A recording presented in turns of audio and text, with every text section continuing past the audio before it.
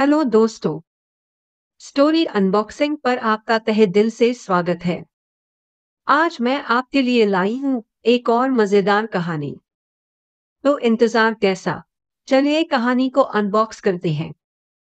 किसी गांव में बांकेलाल नाम का एक शातिर दिमाग आदमी रहता था। उसकी माली हालत बहुत अच्छी नहीं थी, क्योंकि उसके पास बहुत थोड़ी जमीन थी, जिसमें बमुश्किल खाने लायक ही पैदा हो पाता था। लेकिन बचपन में उसके पिता उसे बताया करते थे कि हम लोग बहुत ऊंचे खानदान से हैं। हमारे पुरखे कभी फला इलाके के सामंत हुआ करते थे। बस तभी से वो हमेशा अकड़ कर चलता था और अपने को उसी सामंती खानदान का वारिस समझकर झूठी शान दिखाया करता था। जेब खर्च निकालने के लिए वो अक्सर लोगों से ठगी करने के नए नए तरीके सोचता रहता और उन्हें आजमाता रहता। एक बार वो गांव के एक सेठ के पास पहुंचा और बोला, सेठ जी, आप दिन भर दुकान पर ही बैठे रहते हैं। इस तरह तो आपकी सेहत खराब हो जाएगी। तभी दुकान छोड़कर इधर उधर खुली हवा में घूमने भी जाया कीजिए। चलिए आज मेरे साथ, मैं खेतों की ओर जा रहा हूँ, आपको भी घुमा लाऊंगा। उस समय दुकान पर कोई ग्राहक नहीं था, इसलिए सेठ ने दुकान नौकर के हवाले की और बांकेलाल के साथ खेतों की ओर चल दिया। थोड़ी दूर चलने पर खेत दिखाई देने लगे।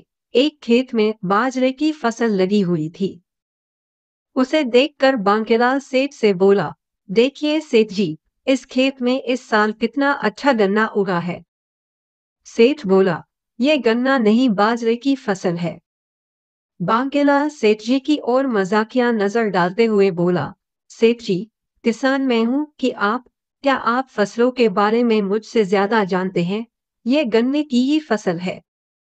सेठ भले खेती नहीं करता था, लेकिन इतना अनजान नहीं था कि बाजरा और गन्ने में अंतर ना जानता हो। वो ठोस आवाज में बोला, भले आप खेती करते हैं बांकेलाल जी, मैं नहीं करता हूँ, लेकिन इतना अच्छी तरह जानता हूँ कि यह बाजरा ही है। अब तो बांकेलाल को ताव आ गया। बोला, लगाते हो शर्त? मैं कहता हूँ ये गन्ना है। सेठ भी जोश में बोला, तुम्हारी जैसी मर्जी हो वैसी शर्त लगा लो, ये गन्ना नहीं बाजरा ही है। बांकेलाल तो इसी मौके की तलाश में था। बोला, ठीक है तो फिर लग गई शर्त। अगर ये गन्ना निकला तो मैं तुम्हारा सिर काट लूंगा, और अगर ये बाजरा निकला तो तुम मेरा सिर काट लेना। सेठ जानता था कि खेत में बाजरा ही है, इसलिए बांकेलाल की अजीब शर्त सुनकर भी निडर होकर बोला, ठीक है, लग गई शर्त। इसके बाद दोनों वापस लौट आए और अपने अपने घरों को चले गए। करीब एक डेढ़ महीने बाद बाजरे की पौध में बाली निकलने लगी और उसमें बाजरे के दाने पड़ने लगे। तब एक दिन हाथ में एक बाली तोड़कर बांकेलाल सेठ की दुकान पर पहुंचा और बोला, सेठ जी, आप शर्त जीत गए। उस खेत में सचमुच बाजरा ही था, जबकि मैं उसे गन्ना समझ रहा था। सेठ विजयी भाव से मुस्कुराते हुए बोला, किसान होकर भी आप इतना नहीं समझ पाए कि वो बाजरा है, जबकि मैं दुकानदार होकर भी पहचान गया। बांकेलाल बोला, आप ठीक कहते हैं, सचमुच मुझसे पहचानने में गलती हो गई, लेकिन आप शर्त जीत गए, इसलिए लीजिए काटिए मेरा सिर। सेठ बांकेलाल की बात को मजाक समझकर हंसने लगा, लेकिन बांकेलाल फिर से बोला, फंस क्या रहे हैं सेठ जी, चलिए मेरा सिर काटिए। सेठ फिर भी हंसता हुआ बोला, अरे वो तो हंसी मजाक की बात थी, मैं किसी के साथ हंसी मजाक नहीं करता। बांकेलाल सेठ की बात काटकर एकदम तेवर बदलता हुआ कड़क आवाज में बोला, आप शर्त जीत गए हैं, तो अब आपको मेरा सिर काटना ही पड़ेगा। क्या आप जानते नहीं मैं किस खानदान से हूँ? हमारे खानदान में अगर जुबान से कोई बात कह दी, तो उसे पूरा किए बिना नहीं छोड़ते, चाहे कुछ भी हो जाए। अब तो सेठ के चेहरे का रंग उड़ने लगा, क्योंकि बांकेलाल का चेहरा देखकर लग रहा था कि वो अपनी बात को लेकर गंभीर है। अरे भाई, है, ऐसी छोटी मोटी बातों पर कहीं सिर काटे जाते हैं। है, सेठ फीकी हंसी हंसते हुए बात को टालने की गरज से बोला, ये छोटी मोटी बात नहीं है, हमारे बीच सिर काटने या कटवाने की ही शर्त लगी थी। अगर मैं जीत जाता तो अभी आपका सिर काट कर ले जाता। उसी तरह अब मैं हार गया हूँ तो सिर कटवा कर ही जाऊंगा। चलिए, जल्दी कीजिए, बांकेलाल जोर जोर से चिल्लाता हुआ बोला। अब सेठ को समझ में आया कि उसने मुसीबत मोल ले ली है। ये बना आसानी से टलने वाली नहीं। वो भी अड़कर बैठ गया। मैं नहीं काटूंगा सिर, मुझे नहीं काटना। क्यों नहीं काटोगे? शर्त जीते हो तो काटना तो पड़ेगा। नहीं काटूंगा। काटना पड़ेगा। इस तरह होते होते दोनों में विवाद होने लगा। तो वहां तमाशा देख रहे लोगों ने सलाह दी कि सरपंच के पास जाओ, वही फैसला करेंगे। दोनों सरपंच के पास पहुंचे। सरपंच ने पूरा मामला सुना और बोला, पूरा मामला सुनने के बाद हमें ये समझ में आया है कि शर्त हारने के बाद बांकेलाल के सिर पर अब सेठ जी का अधिकार है। वो अब सेठ जी की संपत्ति है। क्यों ठीक है ना बांकेलाल? जी ठीक है, सरपंच जी, बांकेलाल बोला। तो फिर ये सेठ की मर्जी है कि वो उसे कब काटते हैं, आज काटते हैं या फिर आगे, जब उनकी मर्जी हो तब। सरपंच ने फैसला दिया। ये सुनकर सेठ जी तो संतुष्ट हो गए, लेकिन बांकेलाल की शातिर बुद्धि ने एक और उलझन पैदा कर दी। क्योंकि मेरा सिर अब सेठ की संपत्ति हो चुका है, इसलिए मैं इसे अपने शरीर पर मुफ्त में नहीं ढो सकता। सेठ को मुझे इसको अपने ऊपर रखने का किराया देना होगा। बांकेलाल बोला। सेठ किसी भी तरह इस झंझट से मुक्ति चाहता था। उसने किराया देने के लिए तुरंत हामी भर दी। 2,000 रुपए महीने पर बात पक्की हो गई। इसके बाद हर महीने बांकेलाल सेठ की दुकान पर आता और 2,000 रुपए ले जाता। यह कार्यक्रम करीब 6 महीने चलता रहा। इसके बाद सेठ का बड़ा लड़का, जो व्यापार के लिए परदेश गया हुआ था, लौट कर घर आया।